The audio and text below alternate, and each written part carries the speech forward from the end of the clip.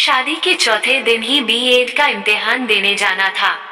उसे उसी कारण से रात भर सो भी नहीं पाई थी।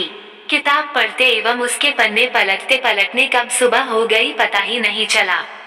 थोड़ा उजाला हुआ थी किरण तुरंत जागाने मुझे आ गई। बहुत ज्यादा मेहमान थे, तो सबके जागने से पहले दुल्हन को नहा लेना ही है। अगर नहीं नहाया तो फिर भीड़ बढ़ जाएगी। सभी के सामने गीले बाल, सिर पर पल्लू बिना नहीं निकलेगी। वह नहाकर फिर अपने कमरे में बैठकर फिर पढ़ाई करने लगती हैं। और मुंह दिखाई के लिए 3-4 औरतें आ गई। सब मुंह देखकर हाथों में कुछ ने 20 का नोट और कुछ सिक्क देकर बैठ गई। और जब मैंने घड़ी को देखा तो 7:30 बढ़ वर्ष रहे थे। 8 बजे मुझे तैयार होकर निकलना था, तो मैंने साड़ी लेके खड़ी हो गई। साड़ी पकाकर रुआसी सी हो गई और बैठ गई। अम्मा की बोला था शादी नहीं करी मेरी अभी, इम्तिहान दे दोने दो, मेरा साल बर्बाद हो जाएगा। और मेरी एक न सुनी।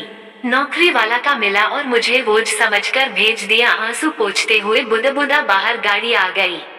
कोई जली करो ना रही थी। तैयार नहीं सीधे कमरे में आते हुए बोले। मैं चुपचाप बिना कुछ बोले साड़ी लपेटने लगे।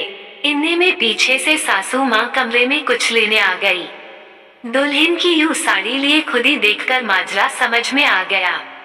वो कमरे से बाहर आकर किरण कर बोली को आवाज लगाकर कुछ लाने को, और दुल्हन से बोली, सुनी बेटा ये पहन करा जाबी परीक्षा देने और माथे पर ओढ़नी रख लेना एक। सासू माँ बोली आज हमें कोई कुछ बोलेगा जरूर, पर तुम कल को मास्टरनी बन जाओगी तो सबका मुद्दा बंद हो जाएगा।